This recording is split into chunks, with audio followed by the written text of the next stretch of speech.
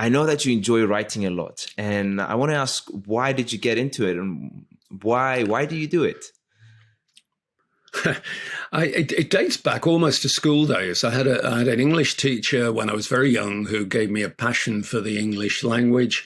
When I was a schoolboy, I helped write and produce humorous magazines for the pupils. When I became a medical student, I did some for the medical students' societies, and then when I first started in general practice, I remember writing a humorous article and sending it off to a journal that I really admired, and getting a letter back from the editor saying how much he'd enjoyed it and sending me some money. I mean, I couldn't believe this. It was just too good to be true. I mean, these days it would be a blog, for which there is, of course, no money, which is, but I just really enjoyed it. And then I just got into, I found that writing, I find quite relaxing. I don't find it terribly difficult. Indeed, I'm mystified why so many doctors in particular, when faced with writing, they'd start churning out totally different language to the language that they would use when talking to a friend. It all becomes, the average medical journal is full of the most appalling jargon that you can't imagine the authors talking over, For me, you don't have to be solemn to be serious. You have to get your message over, and if that involves writing in a way like conversation, it's not quite the same. It's not just dictating and taking that, but it's recognizing that the language needs to be accessible, and I've always enjoyed doing that. I went on your website and I did read some of your blog posts, and I have to say it struck me the fact that what you just explained, that the way that you talk is the way that you write, and I find it really enjoyable. And because reading is something that you have to enjoy. Yeah, what I tend to do when I've written something, I then read it and say, would I have spoken like this? Now, that sentence I just said there was full of hesitations and messes, and I went back on myself and I repeated myself. So writing that down would have looked a mess. So I'm not saying write like you speak, but when you've written it, check, would you speak it? And if you're using language that's totally different, then go back and change it.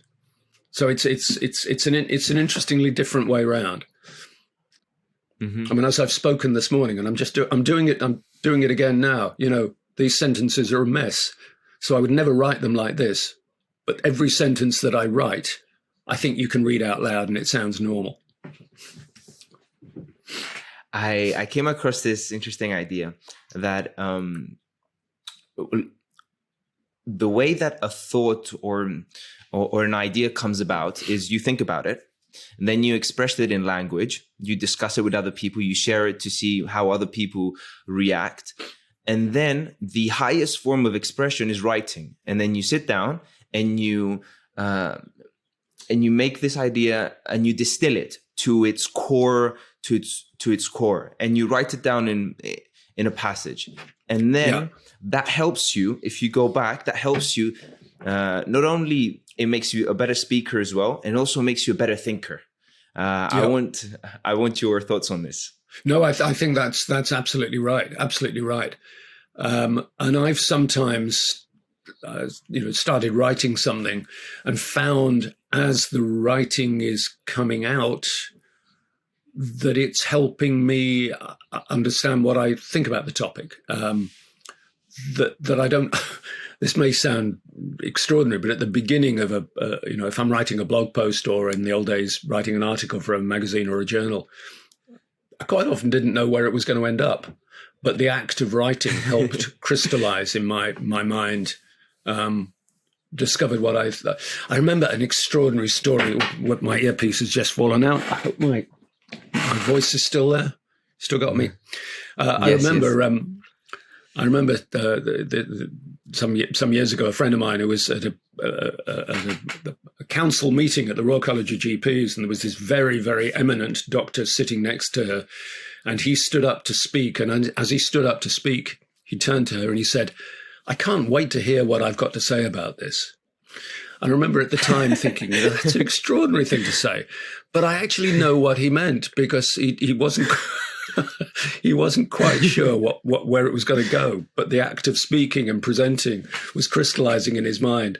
I don't recommend we all do that, or you'll get all sorts of nonsense coming out. But but certainly writing gives you this opportunity. And then of course you go back and edit, and you sharpen everything up again. I totally agree. And I find it fascinating, and something that I'm trying to do more, try and write a bit more about topics that I'm passionate about. If you enjoyed that, you can click the link in the description to watch the full podcast or listen to it on Spotify, Apple Podcasts, and our website. You can also ask questions in the comments below, which will be directed to healthcare professionals in our future weekly episodes. Thank you so much for watching.